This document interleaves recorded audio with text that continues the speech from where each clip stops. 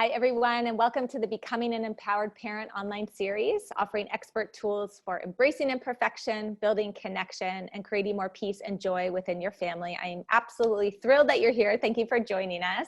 I'm your host, Debbie Zeichner. I'm a licensed clinical social worker, parent coach, and mindfulness facilitator. And today I am absolutely thrilled and super excited to be joined by the amazing Katie Hurley. Today, Katie and I, welcome, Katie.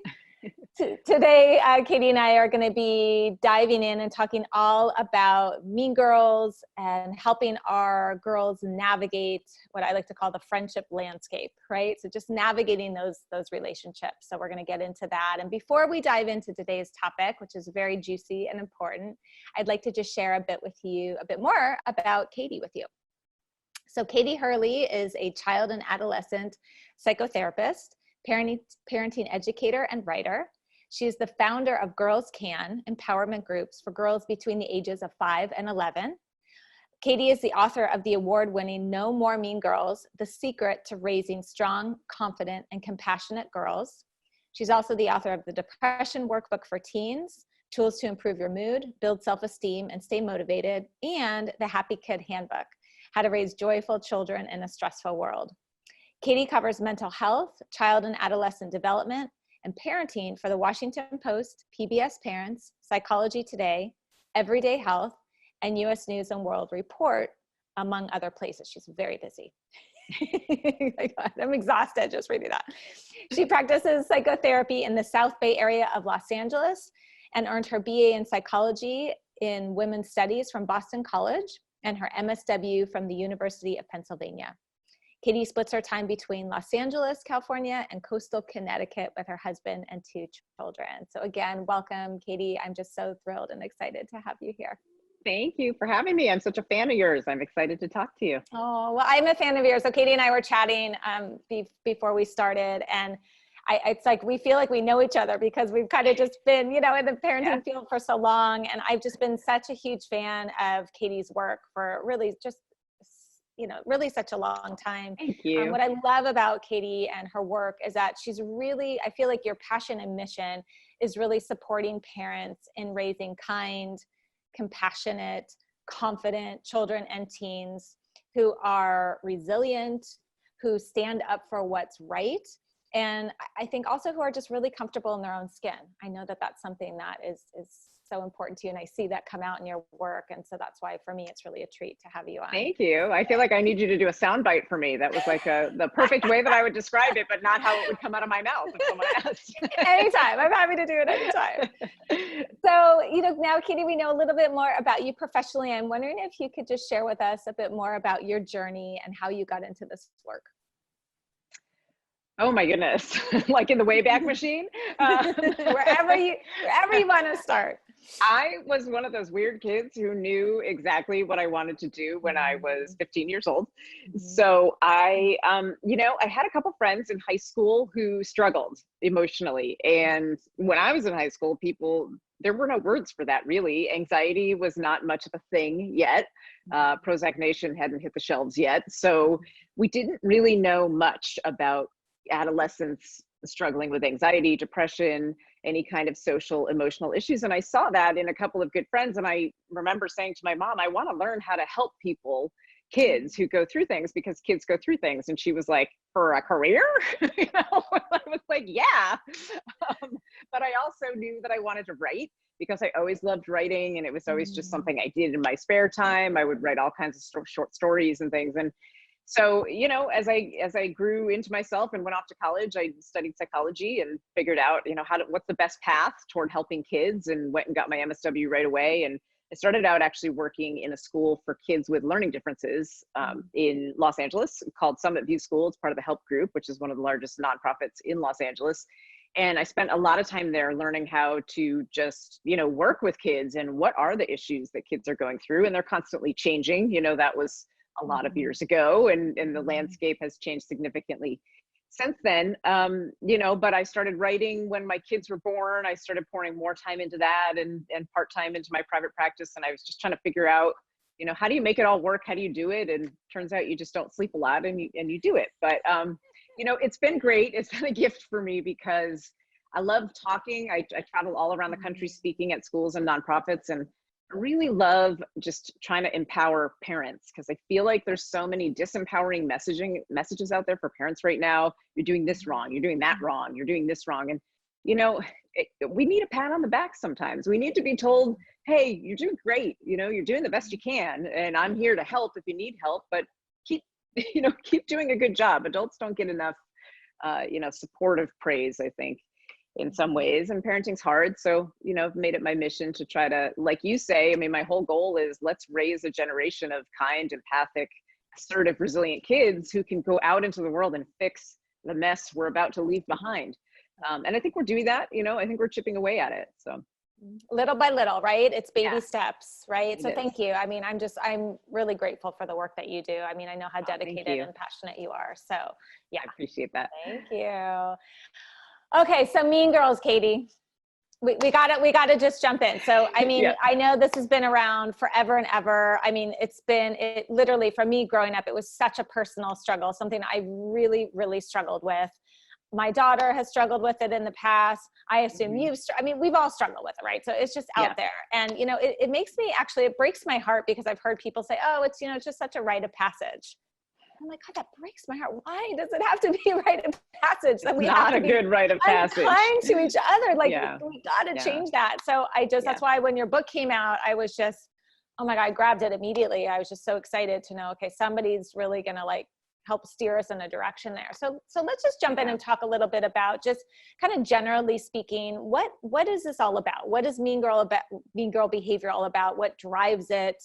What's going on here? Well, there's a variety of factors, and one thing we know for sure is that in the last 20 years, mean girl behavior has really come down the ranks. So what would have been in high school when you and I were growing up, and then sort of trickled to middle school, it was down to fourth grade. And now, parents from all over the world are saying, oh my God, my kindergartner is dealing with this situation, which seems inconceivable until you observe it, or you're in it, or you really hear all the stories. So it's a pattern of behavior. It's a learned behavior for certain. So I think there's a variety of factors. It's easy to say that it always comes down to low self-esteem, and sometimes it does. I think, there's a lot of mixed messaging right now out in the world for girls.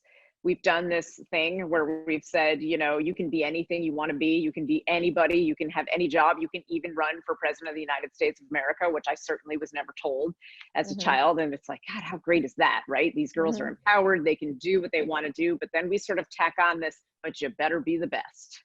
So, the pressure on girls is enormous right now from a very young age. And, they end up in my office at 8, 9, 10 years old. I don't want to play soccer anymore.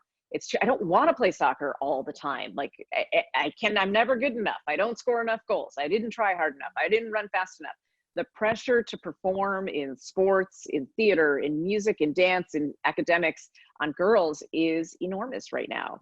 And that contributes to the fracture among girls, because when the messaging you're receiving is you better be better than every single other girl you encounter, how can you develop healthy, deep, meaningful friendships with other girls? The messaging we should be giving is everybody lifts each other up and we all reach a little bit higher. The message they're getting is climb on top of those other girls and get there first. And so that plays a role in it. So there is some element of low self-esteem for some girls. There is an element of climbing to the top. There is an element of, as long as I have that group, as long as I'm in that group of people who are the perceived, cool group or in group or whatever you want to call them, then I'm safe. I'm safe from harm. I have what I need. So, and I see parents, accidentally sort of contributing to that. We see this, it's not new when girls like to dress alike sometimes. They'll do that, close friends will dress alike. When they go to school one day, but would you see a whole group of girls that all have the same sneakers and the same outfit and the same hairstyle day after day after day, and then when other kids start copying it and they change it, now it's a new shoes and new jeans and new, day after day.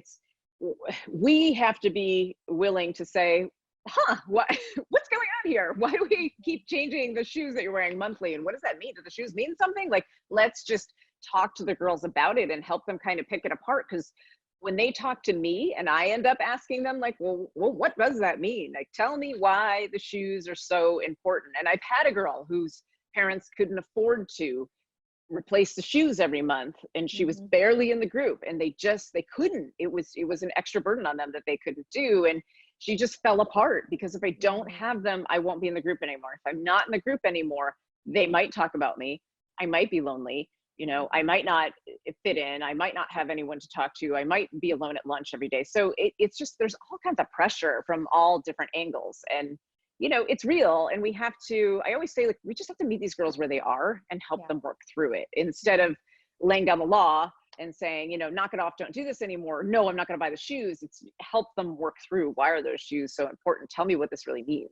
Yeah, because it sounds like there's just so much fear that permeates through all of it. There's all the fear that you just mentioned that these girls are facing, I faced, right? Like growing up, like, God forbid, that's your whole sense of community. And it feels like it's a whole survival mechanism. And it sounds like, and I've experienced just in parents, myself and parents I work with, that again, that fear of not wanting our daughters to be ostracized or left out, and just all, it's like then our own, like, it's just so messy, isn't it, Katie? Like it is. It's so much of our own stuff gets stirred up. And I remember when my daughter was going through some stuff, I had to be so mindful of like, okay, is this my stuff? Is this her? Like, and it's hard to tease that out.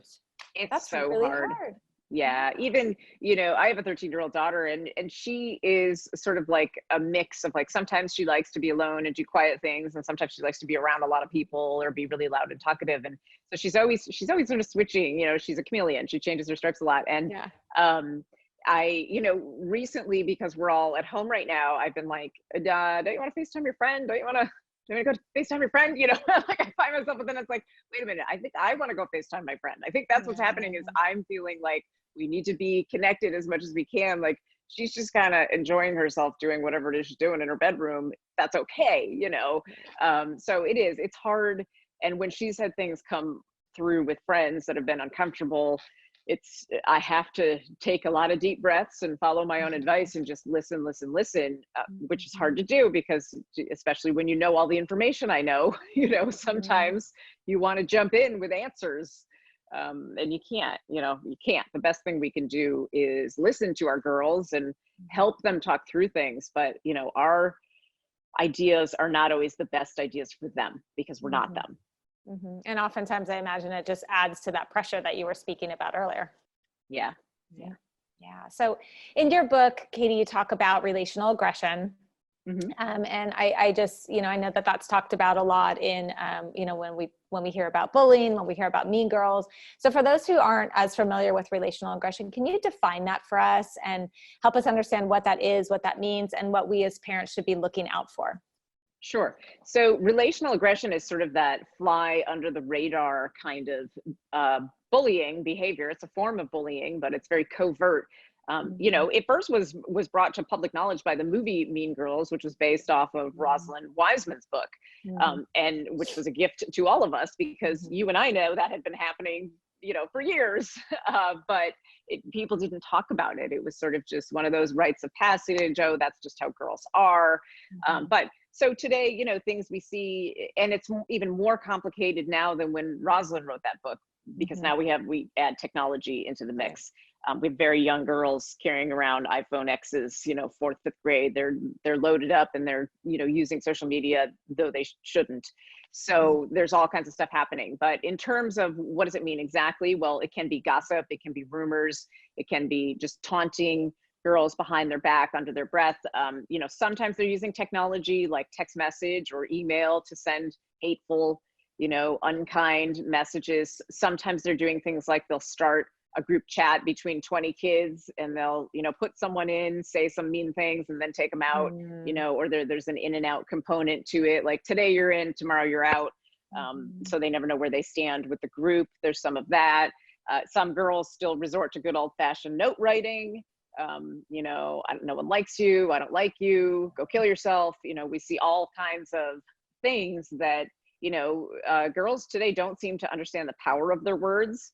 I don't like to blame technology for everything, because I think technology brings us together and does a lot of good things. I do think our tendency to fire off comments quickly has watered down our ability to stop and think about the power of words and what they mean. And so I see this with young girls all the time where I will say, but what did you mean when you said go kill yourself? I didn't literally mean go kill yourself.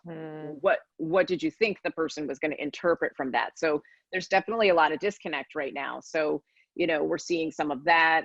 You know, sometimes it's just triangulating girls. So two girls against a third, and they go tell the teacher before the third can get to the teacher. And, you know, there's all kinds of just sneaky sort of under the radar, unkind behaviors. I always say the thing we need to pay attention to is we're very quick today to call everybody a bully. So one thing we know when we study bullying is that it's not a one-time thing. It's not even a two-time thing. It's a pattern of behavior. So even with relational aggression, it's a consistent pattern of behavior with at least one aggressor and one perceived victim. And so the behaviors are happening over and over again. That's just important to bear in mind, because we also want to be careful about not labeling every single girl a bully, because people make mistakes. At all ages, people make terrible social errors, you know, and childhood, we know, is largely trial and error, and they are going to mess up sometimes, and they are going to say some things they shouldn't say sometimes, you know, and it's our job to help them talk through those things and learn why those aren't the right things to say or do. Especially because just developmentally where they are, there's no emotional regulation. It's still developing. There's no impulse control, right? Especially in those teen years where that really kicks in. So are there certain things that we should be looking out for in our girls? Because I feel like there's so many silent sufferers. I mean, it makes me think back to when I was growing up and going through just an enormous amount of, you know, on the receiving end of the mean girl behavior. And I didn't really want to talk about it. There was so much shame around it. And when I did talk about it, my parents spent time talking to me about the person who was the aggressor and what she was going through and kind of the psychology behind that. And so it got me interested in psychology. It kind of started me on my own path, like from a very early age, but yet I was totally with no tools and no skills, right? So I know it's something that, you know, that's why I feel so passionate about this topic. So I just feel like our kids are really, for many of them, suffering in silence. So what can we be on the lookout for as far as their behavior? Yeah, for sure. And, you know, to your point, we always say people who hurt are usually hurting. So, you know, that your parents were able to see that and talk about that is good, because it does, you know, we need to open our eyes to be empathic humans. We also have to look at the people who hurt and say, why are you hurting other people? But to answer this question, so girls do tend to turn inward when they're dealing with relational aggression. And so you may see things like suddenly they're kind of isolating themselves, not wanting to make plans on the weekend anymore. They may be showing some anxious behaviors. I always say to parents, you know your kid's best. So you know their baseline. If your kid always twirls her hair, you know, just when she's bored or a little worried, then that's not a symptom of anything. But if suddenly your girl is like constantly doing this at the dinner table and it's like a new thing, just make a note of it, right? You know, anxious behaviors like biting fingernails, picking at skin, you know, twirling or pulling at hair, you know, those are all anxiety-based behaviors. They may get frequent stomach aches and headaches. Those tend to be the first complaints. I can't go to school, I have a stomach ache, I have a headache. Those things are real, because what we know about the brain-body connection is that when your brain is under stress, your body starts to break down. So it actually do get real stomach aches. You do get real headaches, and they can be very painful. Sleep loss, sleep disturbance would be another one. So when kids are under stress in general, they'll have trouble either falling asleep or staying asleep. So they may fall asleep okay, but then they wake up in the night and they're just having insomnia, nighttime insomnia, and can't get back to sleep, or they're having nightmares. So those are some common symptoms of, you know, something's going on for my kid. They may just, you know, when you say, oh, do you want to have plans with so-and-so? No. And they just won't talk about it, you know? So if somebody who used to be a close friend is suddenly cut off, that's something to think about from the perspective of either a victim or an aggressor. You know, when they start cutting each other off, we want to wonder what happened. Something must have happened to make that decision. So those are things to look at. You may see a dip in grades if kids are older at school. And you're getting grades regularly. You may see the academics start to, you know, flounder a little bit, or they're not doing their homework, or, you know, just the things that they would normally do to calm themselves, read a book, you know, color, whatever it is that they do at the end of the day to kind of decompress, they may just abandon and stop doing. And suddenly they're just doing nothing all the time. They don't want to go to their sports. They don't want to go to, music class or theater class. So just kind of checking in with your baseline and then kind of thinking, well, what's different about my kid? And has this been going on for a week or two? Then I need to get in there and figure out what's going on. So let's talk about that. So let's talk about if we do have a child or a teen who we sense might be struggling with this, or who is either they're struggling in silence or they've come to us. How can we best show up for them? What do they need from us? How can we best show up for them? And what are some of the tools that we can equip them with so that they can find their voice? And like within all of that, because I know there are a lot of kids who, as you said, don't want to talk about it. So then that's really hard as a parent when our child says, well, I just don't want to talk about it, or it's fine. Right. Yeah. So kind of, I know that's a huge question. I'm throwing a lot at you, but if we could kind of touch on just overall, what do we need? How can we show up for our kids struggling? So, I mean, the first thing is the biggest thing they need is somebody to listen and somebody to empathize. And that's hard for parents because we have a lot of answers and we like to answer questions and we like to share our good ideas. And I mean, I'm super guilty of it because of what I do for a living. So, I'm like, oh, I can solve all those problems in 3 minutes or less. Great. What else do you have? But so we have to learn how to listen and just really take in the information. And it's hard, like you said, you've been through it. I've been through it a little bit with my own daughter. It's really hard to not get mad, when someone is being unkind to our children. But we have to kind of learn how to practice our own emotion regulation and take those deep breaths and just kind of listen and say, what would make this better for you? How can I help? What do you think we can do? 9 times out of 10, girls tell me they just want someone to listen and not tell them what to do. They just want their parents to listen to them, say, wow, that sucks. That's really hard. I'm sorry. I wish I could help. That's really hard. I'm so sorry. I'm here for you. Sounds like simple responses. That's really what they're looking for. They want to be understood. Everybody wants to be understood. And girls in particular, when they're going through something hard, they want someone who will just understand and listen and just be there for them. A lot of times what happens right now is moms are friends with other moms and they'll set up like coffee dates to try to solve the problem.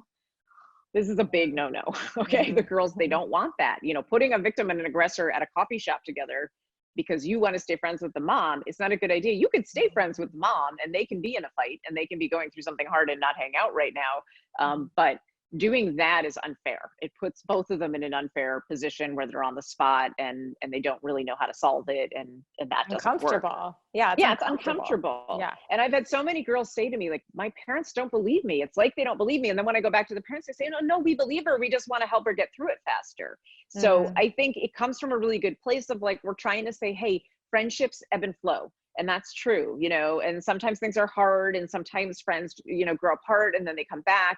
And all of that's totally normal, so parents are right in that kind of thinking. All of that is completely normal and can happen at any age. But what happens is for young girls, the interpretation they walk away with is my mom thinks it's my fault.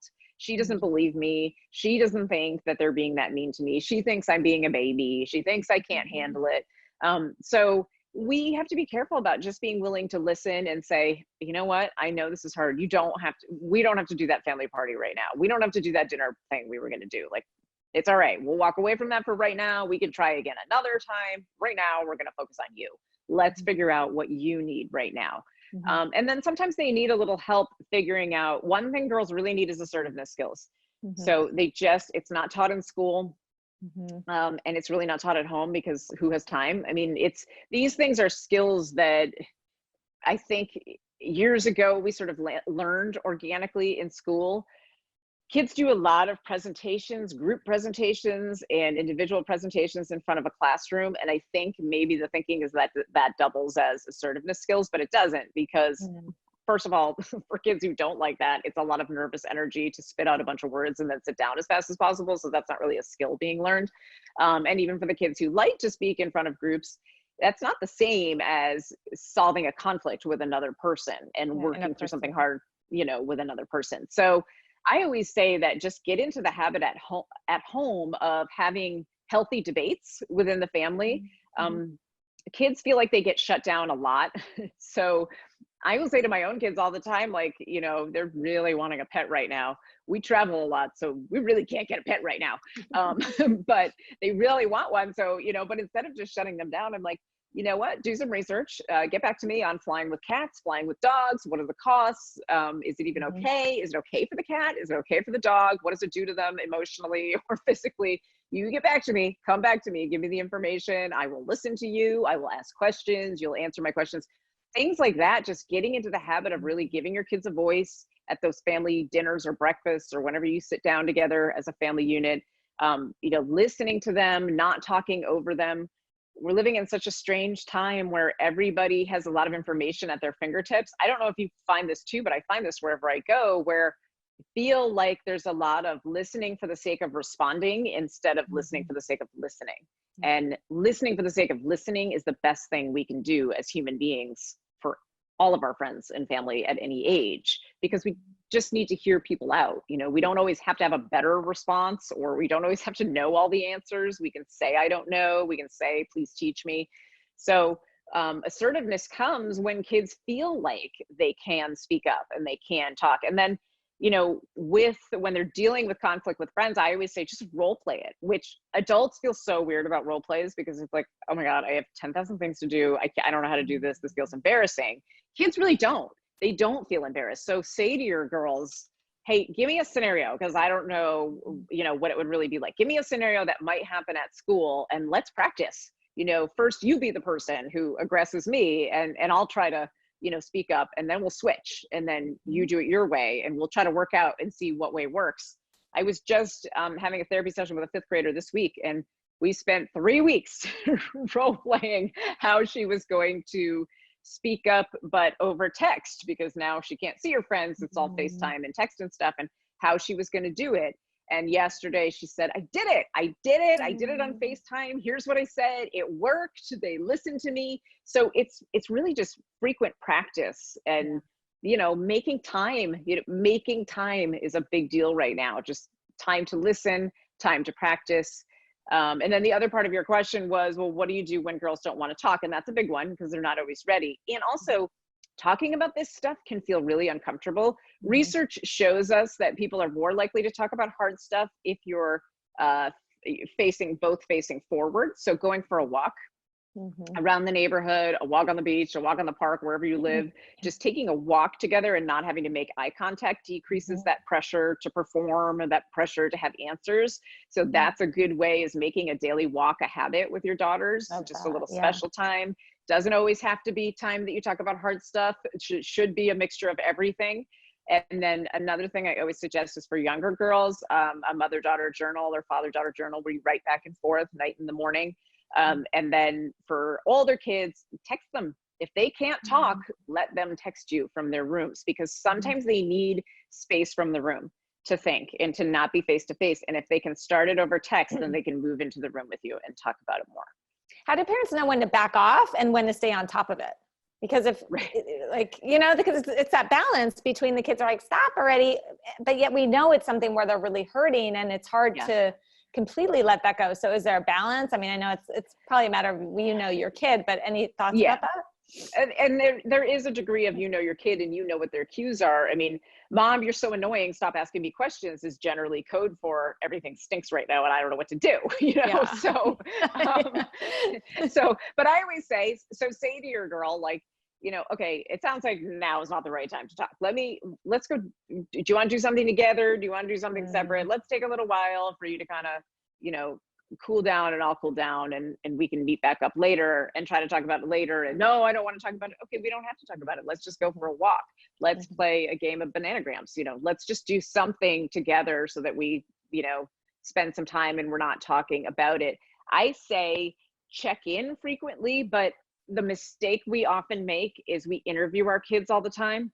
So they get in the car after school, and how was school, and who did you sit with at lunch, and how did the math test go, and did you get your English paper back yet, and what grade did you get on that, and what do you have for sports today, and how many games do you have this weekend, and who's going to be there, and, you know, we're just, it's blah, blah, blah, blah, right, because they're trapped. And somewhere along the line, some expert said the car is the best place to talk to kids, and kids consistently tell me, I don't want to talk in the right. car. Like, I've had a Mhm. long day. I just Yep. want to be calm, and I just want to get home. So especially if you know that your kid is struggling with other kids at school, you pick them up at the end of the day, do not make them talk in the car as fast as possible, zoom out of there so they get to their safe space. But just do frequent check-ins. Hey, I know things have been hard. Are you okay? Is there anything you want to talk about? Do you want to bake muffins together? No, you're good. Okay, I'll check back in on you later. So just kind of do little check-ins and let them know you're still there. It feels really hard when our teens reject us and say, you know, no, I'm fine. I don't want to talk to you right now. That's hard. It hurts us. But as you mentioned earlier, we have to learn how to manage our own responses to it and, you know, kind of keep coming back and just keep letting them know in a calm, empathic way, I'm here for you no matter what. I'm on your side, no matter what, I'm on your team. So whenever you need me. And you're right. It's just so comforting to hear. I mean, even just hearing you say that, and parents, even just like, as you're hearing Katie say these words, just kind of paying attention, just even physically in your body, what you notice, just when you hear like, okay, you know what, that's cool. I'm here when you need me. And I also feel like, you know, as you were talking, what came up for me, one of the thoughts I had was for a child to say like, I don't want to talk about it right now. Right. And then oftentimes that natural response is, I know, but this is so important and you keep pushing me away. We like get into this. And yet here's our child expressing themselves, standing up for themselves, using their voice, which is exactly what we want. Right. And so I think if we can find a way to say, you know what, thank you for telling me. I recognize that here I'm trying to ask you a question and you're not ready. And I need to be respectful of you and your time. And you know what, thank you for letting me know. And for a child to be recognized just for that, it's like, oh wait, I used my voice and it worked. She backed off, or you know, and then just learning how to navigate in the relationship with us, I feel like is so powerful. It is so powerful. And, you know, as you were talking, I was thinking part of assertiveness is setting healthy boundaries. And we really, especially teenage girls, need to learn how to set healthy boundaries, because when they go off to college, they need those boundaries. They need to be able to draw that line and make sure that other people can respect them. And so, you know, we can't control the people around us, but we can control the boundaries that we set, you know. And so when a teenager says, no, mom, I don't want to talk right now, if they say it in a way that's hurtful, I would say my response would be, I'm sorry, I respect that you need to have time. Please say it this way the next time and model how you want it said. You know, I understand that you need time to yourself right now. Please say this because it hurts my feelings when you do, you know, when you say blah, blah, blah, whatever they said. Just because it's not, we don't want their boundary setting to become where they're taking it out on us, because that's not healthy either, right? That's just shifting blame and aggression to mom or dad, where what we want is for them to be able to set a healthy boundary. Mom, I've had a really long day. I just want to sit in my room and listen to music right now. That should be okay, right? That should be acceptable. That is setting boundaries. It's, you know, being assertive, and it's stating what I need. Those are all things we want them to do. So then we do need to learn how to respect that and say, okay, I understand. Please let me know if you want to talk, or if you want me to come up and hang out with you. I'm happy to just hang out and be quiet. Yeah. Thank you for elaborating on that. That's really helpful. So what about parents who might have a daughter who is the mean girl? Or if they suspect, or maybe they know, or maybe they've been told by another parent, which I'm sure for a parent is mortifying to hear. But so what can a parent, what can that parent do? How should that parent go about supporting their daughter and working towards a solution? It's really hard because, you know, when a parent finds out because other parents say, hey, your girl is mean, you know, or they get that text or that email, it's that will blow you away, you know, because these girls who are being the quote mean girls often are being very sneaky. They tend to be quite charming. Teachers like them, you know, they raise their hands a lot. They make sure to get all their work done. They make sure to do the right things so that they present as put together, while really whatever's hurting them, they're taking out on somebody else without other people knowing. So it honestly can be a shock for a lot of parents. A lot of parents don't know. And I do have moms call me and say, I'm worried that my girl might be the mean girl because this is how she talks to her brother. And what does it mean? You know, and so, and we'll talk about, well, you know, sometimes that's just siblings try out behaviors on each other because that's how they learn, you know, how to manage conflict and when they've crossed a boundary and things like that. So, but I think if you suspect that your daughter is is being unkind to someone else, or is just on the sidelines watching the group be unkind to someone else, the best thing you can do is call it out, but in a calm way, because I hear one of two reactions. No, not my girl. No, she'd never do that. She's not involved. She stays out of it. I tell her to mind her own business. She minds her own business. or you hear the, I'm going to nip that in the bud. And it's like, comes from a place of anger. Neither of those things work. So often the group that is aggressing someone else is made up of mostly bystanders and a couple of people doing the things, right? The bystanders are in an impossible position. Sometimes they feel bad and want to help, but they don't want to lose their social status. So they're stuck in this group, for better or for worse. They don't know what the right thing to do is, even if they know in their hearts, this is wrong, we're hurting someone else. They're too afraid to lose their position, so they won't do anything. So that's a hard position to be in. But we need to just talk to girls. I mean, honestly, we need to start being more open and honest about social things. And we need to say, you know, it's really hard to be a teenager. Sometimes it's just really hard to be in high school or middle school, especially, you know, groups seem to change all the time. Sometimes people do things that aren't really nice. What are you seeing? Are you seeing anything that feels like it doesn't feel right? You know, what do you do if you see something that doesn't feel right? You know, how could we solve that problem? Is there anyone you think that feels really left out? You know, I mean, I'm always telling my own kids, look for the lonely people, you know, look for the quiet people, look for the person who looks like they might need a little uplifting. That's the person you want to talk to at lunch, right? You know, the other people, they're fine. They have a group. So look for the person who looks like they can use a laugh, you know, and that's how we sort of connect people who might be on the outskirts. But if you suspect that your daughter is aggressing other kids, the first thing I would do is really confront it, but in a calm way, and say, you know, another parent called me. I know that this is happening within your group. Tell me what you know. Don't blame her. Don't attack her. Don't say, I know that you're doing this, blah, blah, blah. Say, I know that this is happening within your group of friends. Tell me what you know about it. Tell me what's going on. Why is this happening? Are people not being nice to this other girl? What's going on? And just open the doors so that you can have a healthy conversation about it. You know, at first you're going to get it's not my fault, but keep the calm. You know, I understand. I don't think it's all your fault. It's probably, you know, it's a whole group of people. How could it be one person's fault? But can you tell me how this happened, when it started, what kinds of things are happening? You know, what do you know about it? And just, you know, give her the chance to talk. I would, if you suspect your daughter is being unkind, I would really monitor the phone. I'm not a big fan of, you know, sitting, you know, if we give them a phone, do we have to sit over their shoulders and peek over their shoulders 24/7? No, we want to teach them and empower them to use their phones in a healthy, appropriate, kind, compassionate way. But if you suspect that your daughter's involved in things that are not kind, I would be checking, and I would be checking frequently, because teenagers they're masters of the iPhone. They know how to wipe a phone in seconds. So, you know, be checking in and saying, you know, I'm just going to check in because I heard some stuff is going on, and I just want to make sure that my job is to make sure you're okay and that everything's going well for you and that you're being kind at school. So I'm going to check in and see what's happening in those group texts and things. You know, Snapchat is kind of the road rage of the internet, as my dear friend John Duffy likes to say. So we have to be talking frequently about, hey, what's happening on Snapchat? What's fun? What's not? What's fun on TikTok? Have you found any cool TikTokers lately? What are you guys watching? What are you doing? I mean, you know, we have to approach them in a understanding and I just want to learn way. When we approach them, when we constantly are harping on them, they shut down and they start keeping secrets. Yeah. So it's really just keeping that door open, staying on top of it without the blame, without the shame, without the, how could you do this? But really it's just, and it takes a lot on our part, right? To kind of hold back and make sure that we're really centered and grounded before we're even going to approach our child. And I know that that's not always easy to do because of how easily triggered it is for us parents. Right. And so I think that that's really helpful, just remembering to keep that door open. And then it even goes back to what you said earlier about the journaling or doing this on a walk, or maybe it's not face to face. Maybe we just say, hey, you know, let's go out and I'd love to hear what's going on. So I think as you're saying, it's like being more curious. Yeah.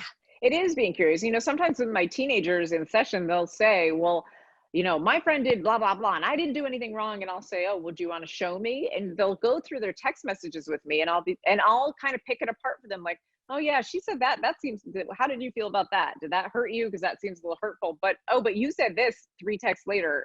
And if that were me getting that text, I would feel really hurt by that, but that's not what I meant, you know? So helping them understand how their behaviors affect other people. I mean, this is how we build empathy. We don't build it by yelling at them to be empathic. We build it by going through things with them and helping them open their worldview a little bit to see how other people might respond to and interpret things. They need so much help navigating that. I always say, like, they're not born with these conflict resolution skills. They're not born with problem solving skills. Like, it's really on us, and it's an opportunity for us to teach them. Thank you. Oh my gosh, Katie, I could like go on and talk to you all day about this, and just want to be mindful of your time and everyone's time. So just switching gears as we near the end of our time together, you know, as we talked about, this summit is all about becoming an empowered parent. So I wonder, what does that mean to you? What does becoming an empowered parent mean to you?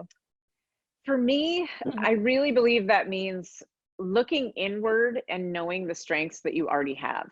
I think there's so much pressure on parents right now to raise these super kids and to do everything right and to have the perfect happy social media feed. And there's just so much white noise out there that maybe makes us question our abilities or question our choices. And I think when we're able to sort of be mindful and stop, like get off the treadmill and really think, really just think in gratitude about how wonderful our kids already are, we can look inward and say, you know, I did this. I'm helping to shape these kids. They are really great. Sure, they mess up sometimes, but they are really great. And I have these strengths, and this is what I bring to it, you know. And we can all, of course, we all have things we can work on at any stage of life. But I think right now, my biggest message for parents would be, you're doing great.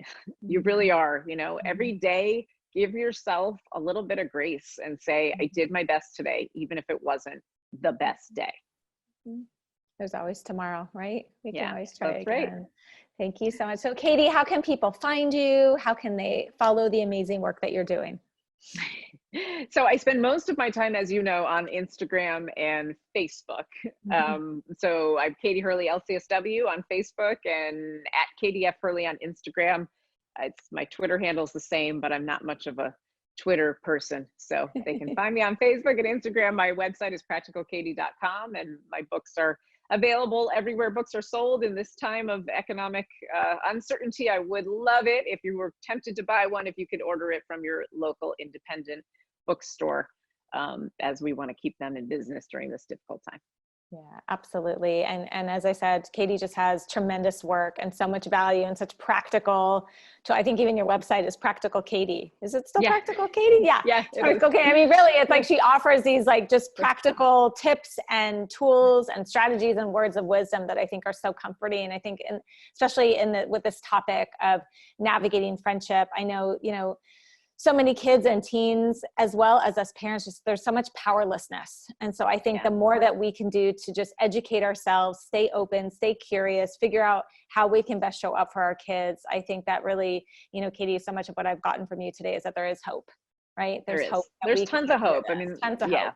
That's what I always say. Tons of hope. They're good. The kids are all right. The kids are all right. Exactly. Well, Katie, thank you so much for being here, for taking this time, for sharing your incredible wisdom with us. I really appreciate it. I know parents, I just really want you to reflect on this conversation, as I always say, and think about, you know, what Katie shared, especially if you're raising a daughter. I know this isn't easy. I'm raising one myself, so I know that there's just so much that goes into it.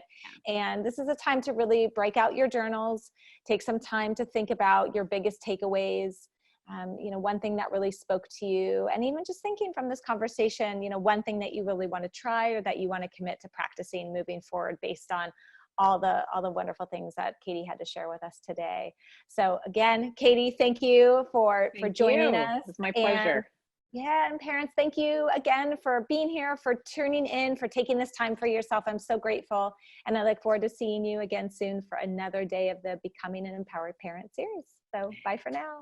Bye.